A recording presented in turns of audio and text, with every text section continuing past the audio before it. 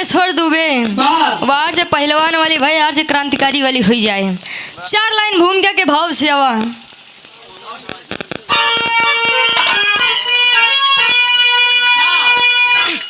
तो अरे जंग मैदान में रंग लाती जवानी, दांव पर लगती गर्मा जब यसमत की, जान जाए भले जान जाएगी कैसे, खाक में रौंद कर देगी बैरी की हिम्मत, मूल चट्टान का हिलता है खौफ का, अरे मोम रह कर बना जो पिघल कर सहेज को, मान से लेखनी सुरेंद्र को करे, सूखता सिंधु हुंकार लहरे वतन से।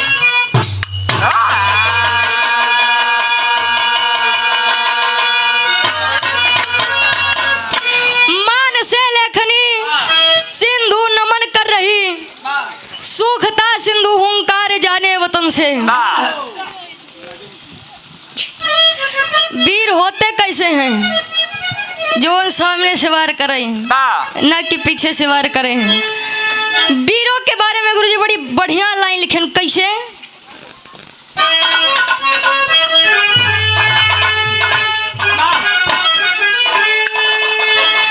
कोनो नायक और नायिका के बात बा आज तो भाई हाल दोनों कहती वही बाबा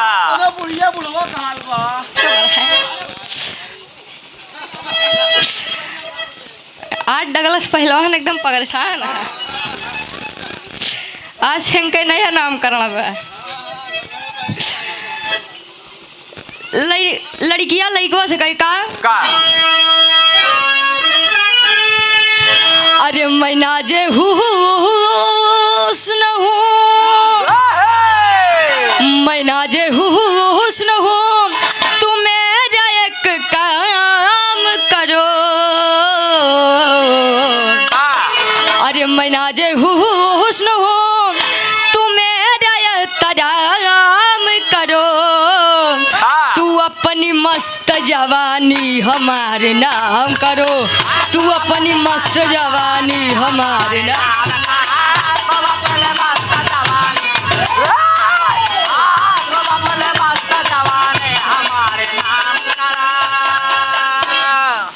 लेकिन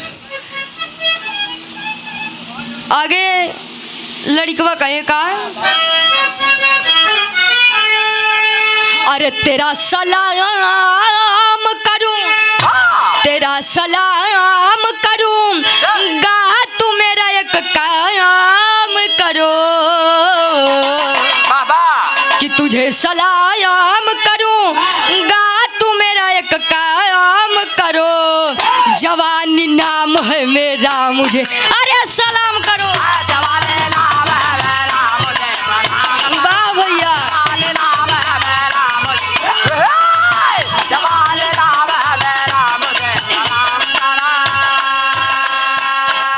लेकिन कवि जी बड़ी बढ़िया बात लिखेन का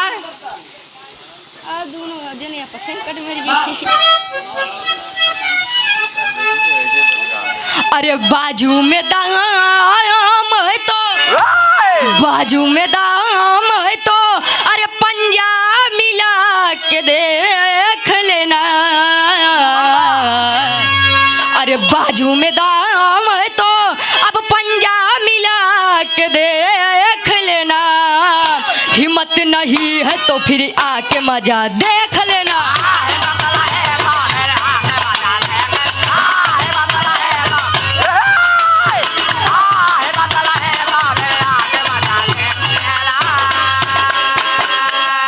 अरे बाजू में दम है तो पंजा मिला कर देख लेना, अगर हिम्मत नहीं तो आके मजा देख लेना। विराह के कहानी की शुरुआत इस वक्त कैसे भैया जौहरी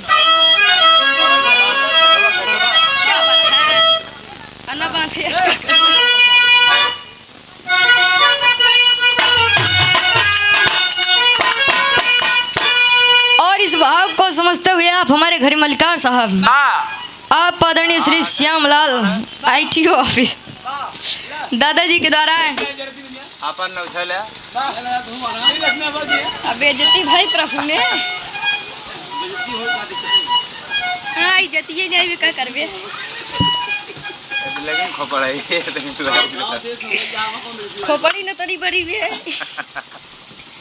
अब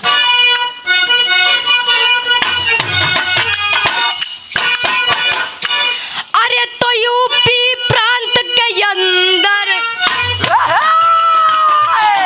जिला रामपुर है ज्ञानी नागेश्वर दुबे बागी संसार क्या बहन तूफानी जब बजा बिगुल क्रांति का 1857 की बेला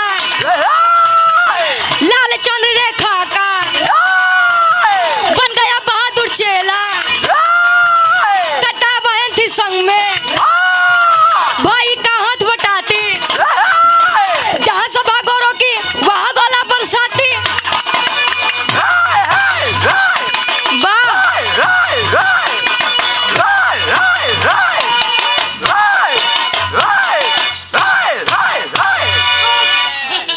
ढोलिया उठाए होते हैं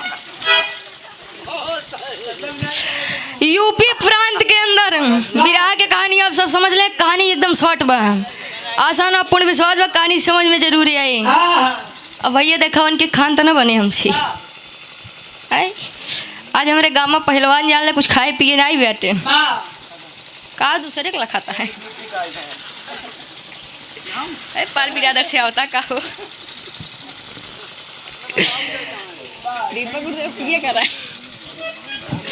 ए भैया विराह के कहानी समझ लें आप सब या ये यूपी प्रांत में बाबा एक जिला है जिसका नाम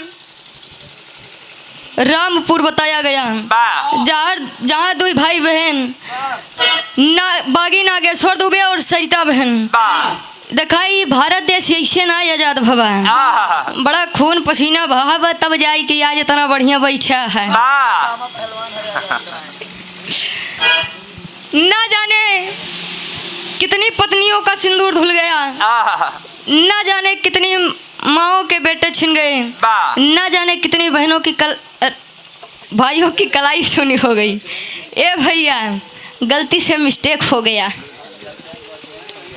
चमड़ा जवान या लड़बड़ाई के लिए हो ये 1857 की बेला है जब क्रांति का बिगुल बज गया तब नागेश्वर दुबे सोच लिया कि मैं इस भारत देश के लिए अपनी जान दूंगा वैसे बिना शर्त तन कोनो काम के बहाना ना है अगर हमार तन इस देश की आज़ादी खातिर काम आए तो बड़ा सौभाग्य की बात हुई संग में सरिता बहन भी इस बात को कहने और करने के लिए राजी हो जाती थी दोनों भाई बहन जहाँ सभा अंग्रेजों की होती वहाँ जाए के बमबाजी करें एक दिन घटना घटी का गीत लगत बा भैया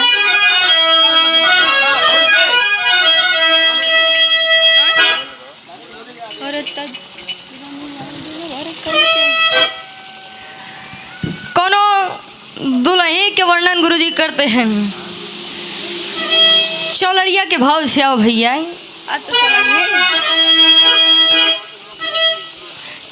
तगोरिया दिन भर कई के कटिया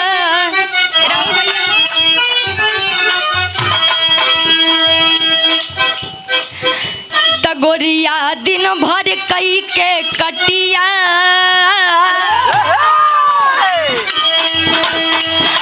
तगोरिया दिन भर कई के कटिया लेके संझिया किसी लबटिया पीसे गइल मसाला ना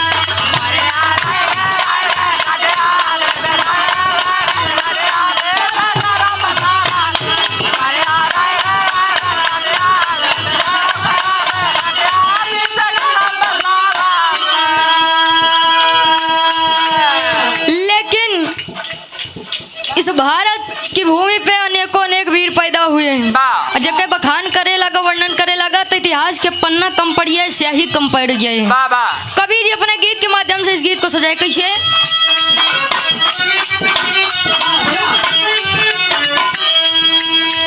तो भारत माता कहे ललनवा,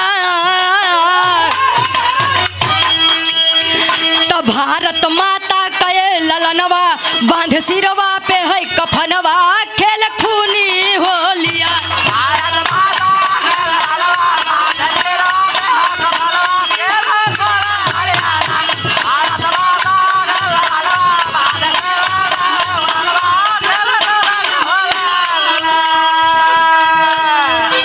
दोनों भाई बहन जहाँ सुबह अंग्रेजों को होती वारे ही चल जाते अंग्रेजों को मारने की प्लानिंग में। और जब जाते हैं बस करा हो, जब गए अंग्रेजों की सभा लगी थी। अंग्रेजों की सभा लगने के बाद दोनों भाई बहन जब वहाँ पर पहुँचते हैं, बमबारी जब करने लगते हैं, तब एक ही अंग्रेज उन दोनों भाई बहनों को देख लेता है। तब पीछा करत है गोरी सेना है। कैसे टेरी के भाव में कहना बा,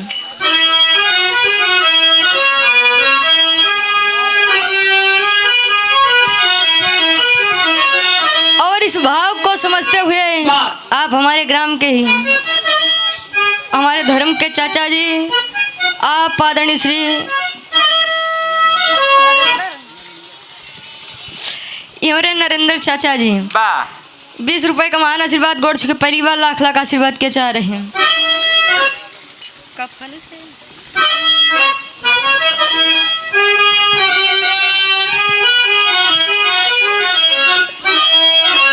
कफन से इनकलाब जिंदाबाद, अरे कफन से इनकलाब जिंदा,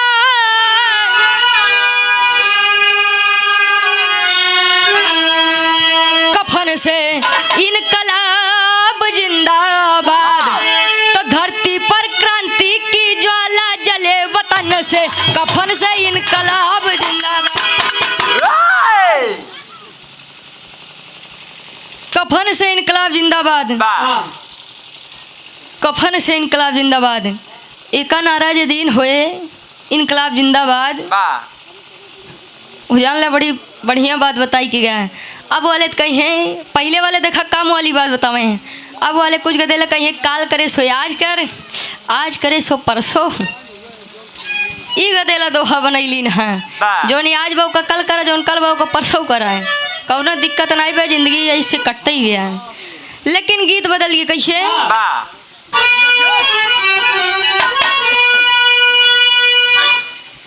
झूलनिया के गुजवा, अरे वही है वही है।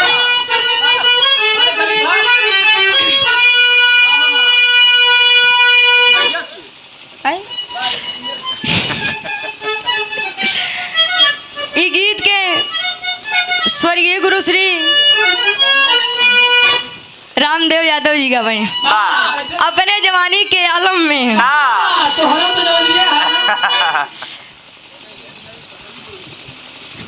अब इनका काव कही चाचा है ऐसे रामदेव गावत रन जवानी मस्जिद में तो होगा वो सही बात है। कोनो तो नहीं कहे कैसे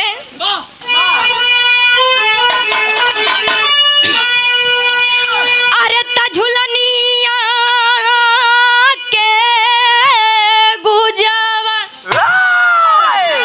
अरे झुलनिया के गुजवा, अरे टूटले राजा टेसनिया से गड़िया छूटले राजा टेसनिया।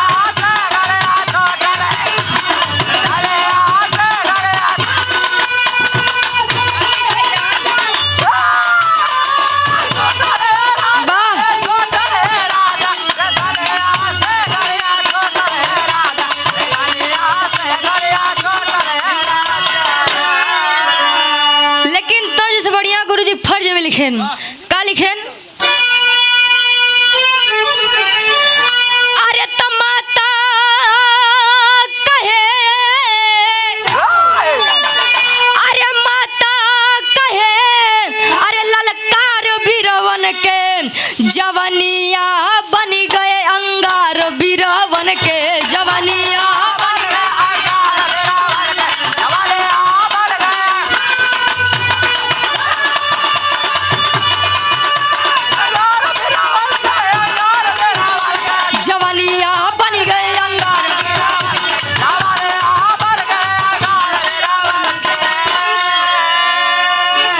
अरे बहिनी के संग में नागेश्वर था भाई, तो गोला फेंकता एक दिन गईले धराई।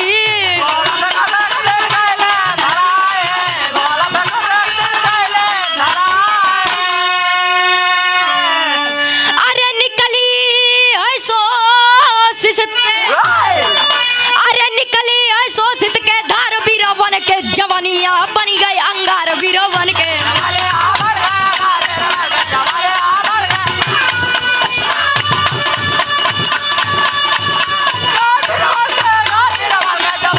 क्या बात है।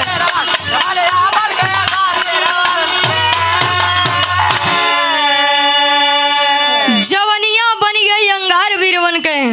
सरिता बहन और नागेश्वर भाई बाबा प्रभु जब साथे गोला फेंकत रहे, जब गोरी पलटन का पीछा कर ली, तब दोनों भाई बहन अपन जान बचाई के भागत हैं।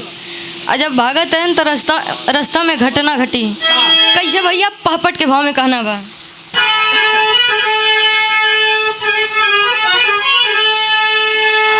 अरे मही गोद में जन्मे, अरे मही गोद में जन्मे वीर नगीना भारत माता के। अरे मही गोद में जन्मे वीर नगीना भारत माता के, आजादी मांगे ली खून पसीना भारत माता के।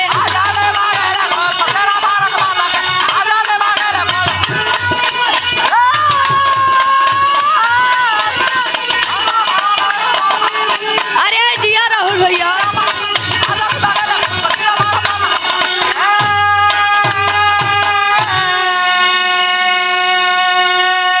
मही गोद में जन्मे वीर नगीना भारत माता के, आजादी मांगेली खून पसीना भारत माता के। न गिना मतलब जेके कोनो गिनती नहीं बिया। आवा आवा प्रभु। आजादी जो है वो ना जाने कितने वीरों की कुर्बानी लेकर गई है। आगे गुरुजी लिखन का, अरे चले दनादन गोली गोला तो छुप के भागा सपूत हो।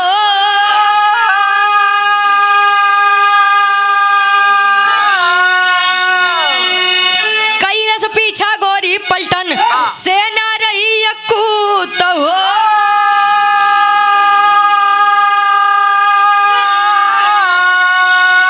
अरे मारन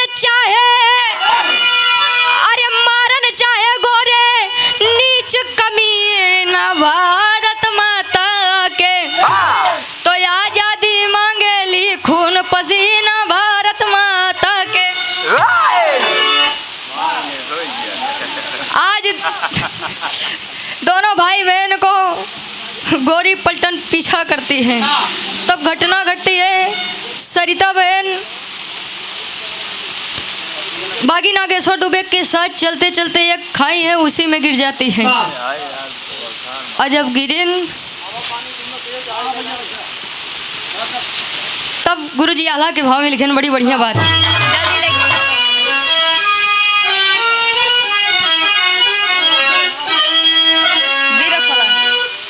वीरस वाला है।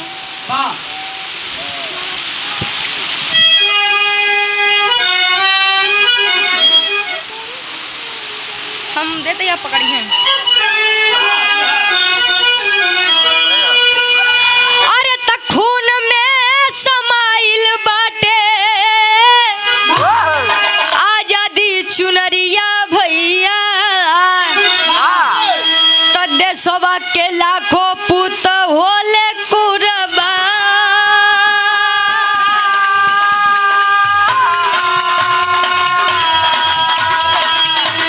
भागे है नागेश्वर दुबे साथ बहिनिया, रहन बीरान थी जगहिया न जा। देखे हैं जला से भरी रहल समनवा, गिरी गईल सटा गईल जानिया के जा।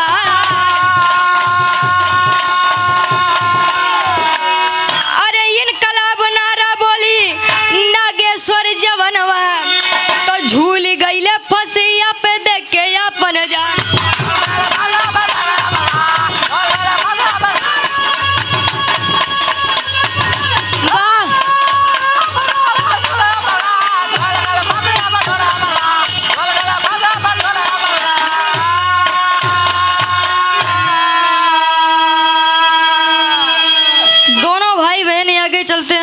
बहन सरिता एक खाई में गिर जाती है। सरिता अपने भाई से कहती है कि भाई आप यहाँ से जाइए वरना वह नीच गोरे आपको पकड़ लेंगे और आपका कहा हुआ सपना कही हुई बात कभी सत्य नहीं होगी। लेकिन वह भाई अपने बहन के प्रेमवश वहाँ से नहीं जाता है और अंग्रेज पलटन आके उसे पकड़ लेती है। देशद्रोह का मुकदमा करके 1.5 साल मुकदमा चलता है और अंत में उस नागेश्वर दुबे को फांसी की सजा सुना दी जाती है। खड़ी के भाव में कहना वाह 5 मिनट और है बस।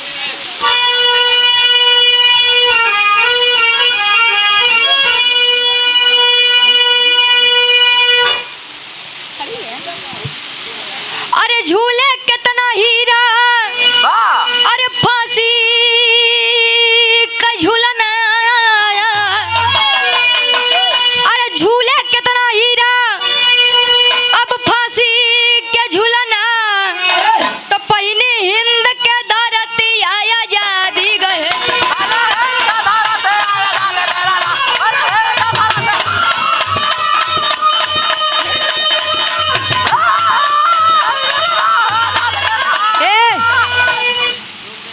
देखा था जोर पकड़े यार। पहिने हिंद के धरती आई आजादी गहना। आगे गुरुजी लिखन का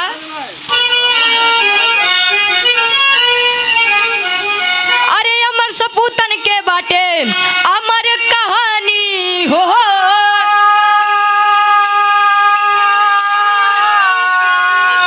मर के दे गईले आजादी निशानी अब वीर हो।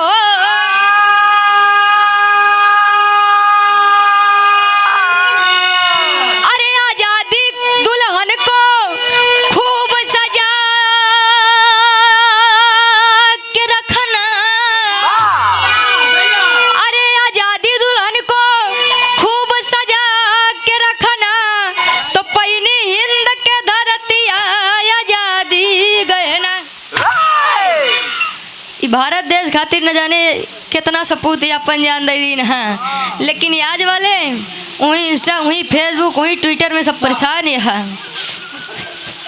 वहीं में सब परेशान हैं।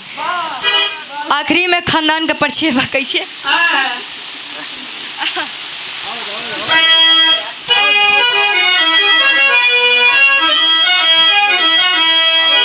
गुरु गणेश गुरु रामलाल चंद्रिका जी गए स्वर्ग सिधार।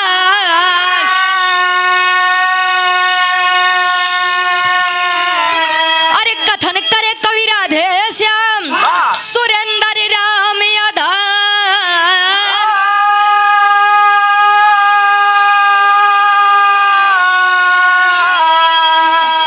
कफन से इनकलाब जिंदाबाद रुचि प्रेम करे भारत माता चरण से कफन से इनकलाब जिंदाबाद।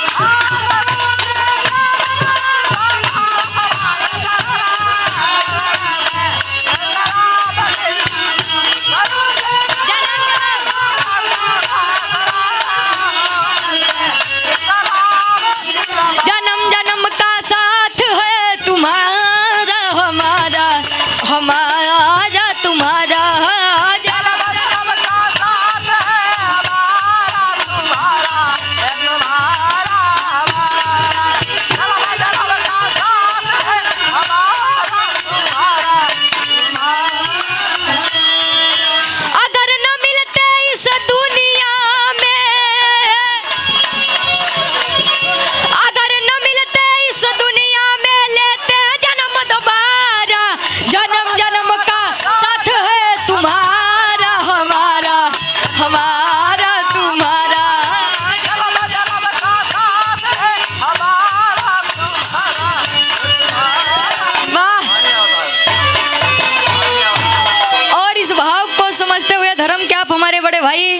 आदरणीय श्री कुंदन यादव चिलबिला सोनावट टेक्नीशियन 100 रुपए का महान आशीर्वाद बोर्ड के पहली की बार आशीर्वाद के 4 के बच्चे अपनी कला में कामयाब रहे।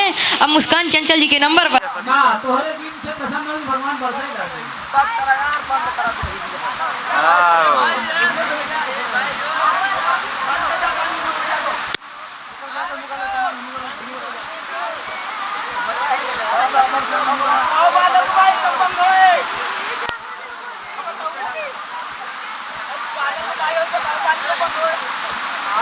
अरे हाँ ठीक है